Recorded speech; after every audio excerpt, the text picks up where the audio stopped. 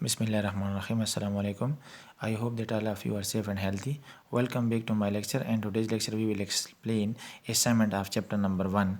So kindly open the page number 11 of chapter number 1 और आज हम एक्सप्लेन करेंगे असाइनमेंट 1.2 और इस एग्जाम्पल असाइनमेंट में हमने conversion of 1 week into seconds, week में कितने नंबर ऑफ सेकंड्स होते हैं उसी को हमने कन्वर्ट करना है।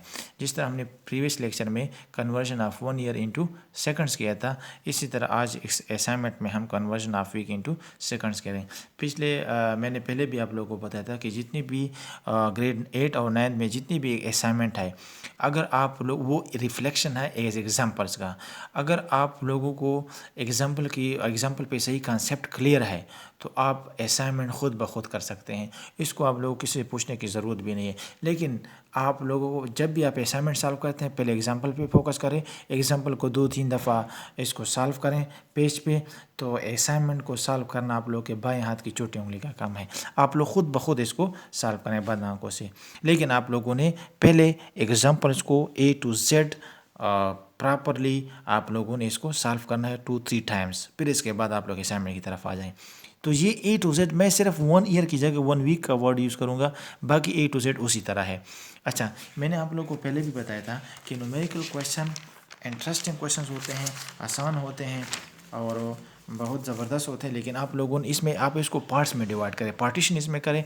गिवन डेटा आप लोगों को क्वेश्चन में दे देते हैं, क्वेश्चन में ये मटेरियल दिए होते हैं, सिर्फ आप इसको क्वांटिटीज़ पे फोकस करें कि कौन सी क्वांटिटी है, उसी को आप in the form of given data में पोर्शन में आप इसको पुट करें। फिर इसके बाद आप रिक्वायर्ड डेटा आप इसमें ढूंढिए, सर्च करें कि हमसे रिक्वायर्ड क्या है। रिक्वायर्ड में लिखें फार्मूला, आपने रिक्वायर्ड डेटा को देकर उसी स्टेटमेंट के मुताबिक आपने एग्जैक्ट फार्मूला पुट करना है। फार्मूला के बाद वैल्यूज़ पुट करें, वैल्यूज़ के बाद कैलकुलेटर निकालें, वैल्यूज़ को पुट करें, वो आपको खुद ब खुद इसको आंसर देंगे और वो आंसर एज आ रिजल्ट के फॉर्म में लिखे। तो इसी तरह 4 पार्ट्स आपके पास किसी भी न्यूमेरिकल क्वेश्चन के आते हैं और आप आसानी से इसको सॉल्व कर सकते हैं। क्योंकि एक ट्रिक्स है कि न्यूमेरिकल क्वेश्चन को आप कैसे, आप सिर्फ एक काम याद करना है, वो करना है, वो आपने फार्मूलाज को याद करना है सही। एक पेज पे आप लिखें कि इसी चैप्टर्स में कौन कौन से फार्मूले जो है वो यूज़ होते हैं और इसको ज़बानी आप क्या करें, रटा करें, याद करें फार्मूलेज को। अच्छा, क्योंकि फार्मूलेज को हम न्यूमेरिकल क्वेश्चन में डिराइव नहीं करते, वो आपने डायरेक्ट उसी फार्मूले को पुट करना है। अच्छा, अब देखिए इसमें हमारे पास ये है, आप देखिए मैं किस तरीके से एक न्यूमेरिकल क्वेश्चन से गिवन डेटा और रिक्वायर्ड डेटा लिखता हूँ। अब इसमें क्या है, इसमें calculate the number of seconds in a 1 week. यहाँ पे हमें देखिए अब 1 वीक में नंबर ऑफ सेकंड्स को फाइंड आउट करना है। तो गिवन डेट हमारे पास क्या है, 1 वीक है। तो आप देखिए यहाँ पे जिस तरह मैंने पहले आप लोगों को बताया था कि देखिए मैंने 1 ईयर लिखा था 1.2 में। देखिए असाइनमेंट मैं उसी को आप लोग को थोड़ा सा दोनों आपके पास ये रिवाइज हो जाएंगे। तो जो एग्जाम्पल था उसी को मैंने क्या किया एंड वो क्रॉस किया, उसकी जगह मैंने असाइनमेंट लिखा है। 1 ईयर को मैंने क्रॉस किया, मैंने क्या लिखा है, 1 वीक लिखा है। तो ये मेरे पास क्या हो गया, वो गिवन डेटा हो गया। अब रिक्वायर्ड डेटा को देखें, कन्वर्ट इनटू सेकंड्स। तो ये देखो number of seconds in 1 week कितने, 1 ईयर था तो मैंने वीक लिख लिया।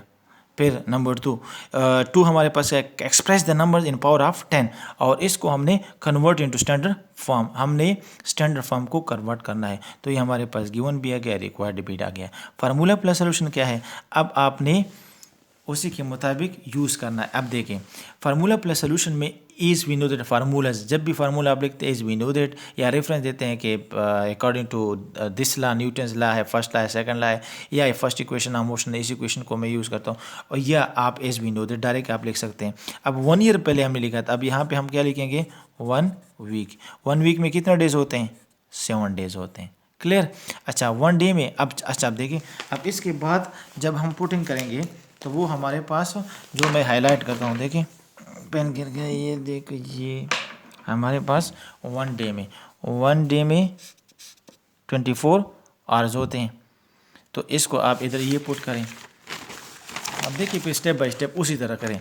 7 आपके पास था, ये 24 आपने पुट किया, फिर 1 आवर्स को 60 मिनट में पुट करें। तो 7 × 7 ये इस पर ये 365 देखिए हमने क्रॉस किया 7 multiply by 24 multiply by 60 minute. अब जो मैंने हाईलाइट किए देखिए मिनट्स को हमने कन्वर्ट करना है सेकंड्स में, तो 1 मिनट में 60 सेकंड्स होते हैं। 7 मल्टीप्लाई बाई 24 मल्टीप्लाई बाई 60, और ये सेकंड की मिनट की जगह आप सेकंड्स को पुट करें सेकंड, और इन सब को मल्टीप्लाई करके आपके पास कैलकुलेटर में आएगा फिर 604800 सेकंड्स। तो ये आपने इस तरीके से यहाँ पे सॉरी ईयर लिखा है क्योंकि आपने इसको वीक में कन्वर्ट करना है जिस तरीका। अब देखो इसमें दोनों रिवाइज भी हो गया, एग्जाम्पल आपका रिवाइज हो गया और ये असाइनमेंट भी हो गया। तो एग्जाम्पल देखिए वीक की जगह ये मैंने इसी वजह से इस पर कर लिया, ईयर को मैंने वीक बनाया और यहाँ पे 365 की जगह मैंने 7 का सिर्फ आपने इसके साथ वो चेंजेस किए, बाकी A to Z उसी तरह हमारे पास। तो ये आपके पास सेकंड आ गया। तो रिजल्ट में आपने किस तरीके इतने seconds 604800 seconds are in 1 week. तो ये आपके पास फर्स्ट पार्ट का रिजल्ट आ गया। सेकंड पार्ट में आपने क्या करना है, मैंने आपको पहले भी बताया था कि जब आप ये देखिए आप थोड़ा सा मैं चलो दोबारा इसको वो करता हूँ, फर्स्ट पार्ट को मैं रिवाइज करता हूँ। देखिए कि आप जब आप इसको सॉल्व करते हैं वो सोल्यूशन मैं दोबारा करवाता हूँ। 1 वीक में कितने डेज होते हैं, 7 डेज। तो आपने यहाँ पे सिर्फ ये देखिए मैं जो अंडरलाइन करता हूँ उसी को आपने पुट करना है। 7 मल्टीप्लाई बाई डेज में कितने होते हैं, 24 आवर्स। क्लियर। अच्छा फिर इसी को जो आवर्स को मिनट्स में कन्वर्ट करना है, स्टेप बाय स्टेप आए। इसी को 7 multiply by 24 multiply by 60 minutes. अब देखो इसी को हमने मिनट में कन्वर्ट किया ये वाला। अब मिनट को किस में कन्वर्ट करूँगा, सेकंड में। 7 मल्टीप्लाई बाई 24 अपनी जगह पे, 60 अपनी जगह पे, और 1 मिनट में कितने सेकंड्स होते हैं, 60। तो इन सब को मल्टीप्लाई करके आपके पास जो नंबर आएगा वो नंबर जिस तरह मैंने आपको अभी बता दिया कैलकुलेटर से, आपके पास आता है 6048। वो क्या गया था आपके पास, इधर अभी हमने कर लिया था 604800 604800 सेकंड्स। तो ये आपके पास 1 वीक में इतने सेकंड्स। मैंने दोबारा भी आप लोगों के लिए ये सब सिर्फ आपने ये करना है कि 7 डेज को हार्स में, आवर्स को मिनट में, मिनट को सेकंड में। इसको आप इस तरह लिखे, फिर जो इंक्रीज नंबर आता है फिर इसी को आप इस तरह लिखे, ये देखो इसको इस तरह, इसी तरह सेम टू सेम मिनट और लास्ट में सेकंड्स आपके पास आ जाएगा। सिर्फ आपने ये कन्वर्जन फार्मूले लिखने हैं। अच्छा फिर इसके बाद आप इसका रिजल्ट लिखिए। सो देयर आर इतने सेकंड्स इन 1 वीक, आपके पास ये आ जाएगा।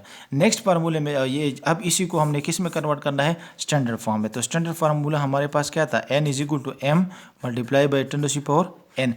अब जिस तरह मैंने आपको बताया था कि ये हमारे पास क्या है, ये आपके पास n है, ये नंबर। अब इसमें सिर्फ आपने m और n को क्या करना है, ढूंढना है। जब भी आप स्टैंडर्ड फार्मूले किसी भी नंबर को स्टैंडर्ड नोटेशन में कन्वर्ट करते हैं तो उसी में सिर्फ आपने m और n को, इस फार्मूले को आप ज़बानी याद करें। और m और n को, m इज़ द, इसको हम मल्टीप्लाई भी कहते हैं, और m एक्चुअली क्या है। अच्छा ये तो n हो गया। अब m को मैंने ढूंढना है। m क्या है, n हमारे पास फर्स्ट नॉन ज़ीरो डिजिट को आप क्या करें, फर्स्ट नॉन ज़ीरो डिजिट को आप ढूंढें। तो ये आपके फ्रॉम लेफ्ट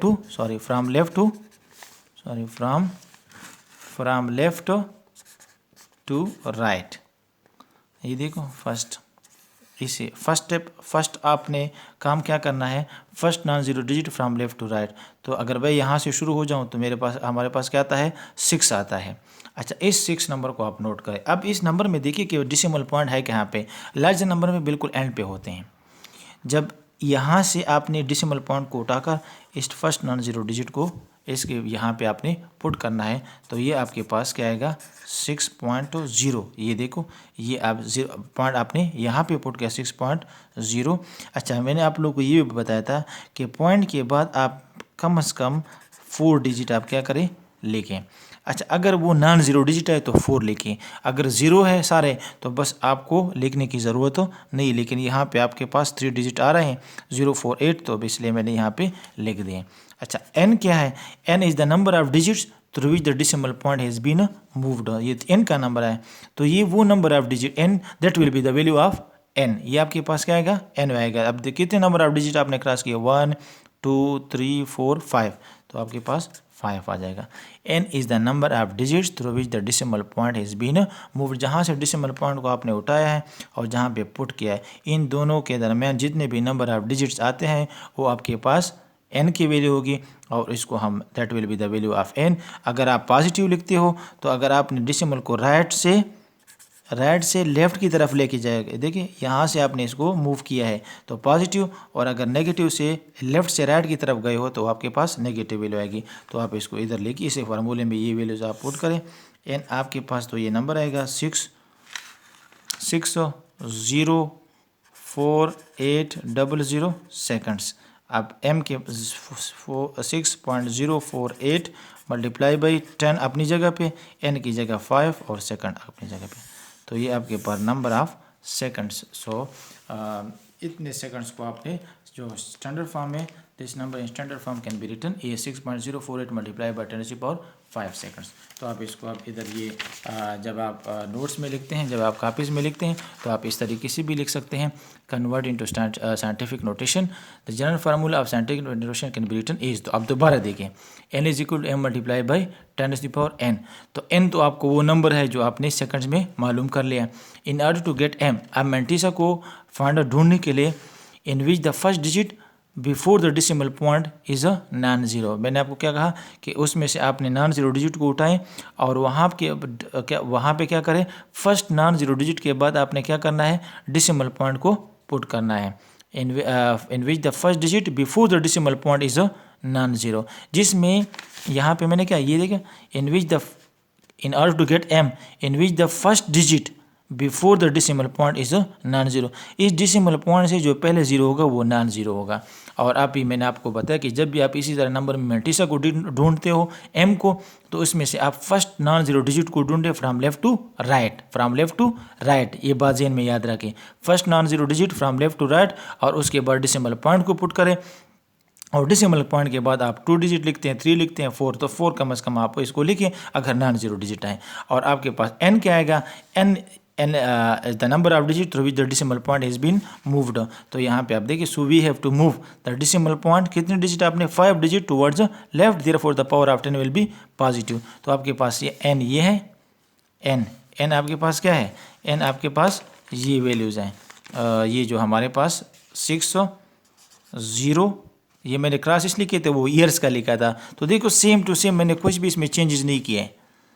एग्जांपल है, सिर्फ यहाँ पे इस नंबर को मैं चेंज करता हूँ, 60 और 6048 और आपके पास 00 सेकंड्स आया, तो ये नंबर था। अब इसमें से m आपके पास ये आ गया, n आपके पास ये आ गया। So putting values in equation 1, आपके पास 6.048 multiply by 10⁻5 second. So the above number in standard form can be written as, यहाँ पे आपने इस तरह लिख दिया।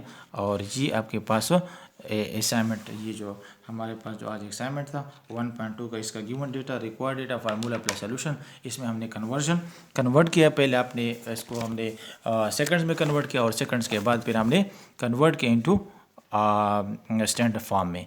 तो so this is all about assignment 1.2। और अगर आप लोग को फिर भी कोई इसमें कन्फ्यूजन है तो आप अपना वो drop a question in the comments box. Inshallah we will explain the next video. Thank you so much for listening to me so patiently. Have a great day. Allah Hafiz.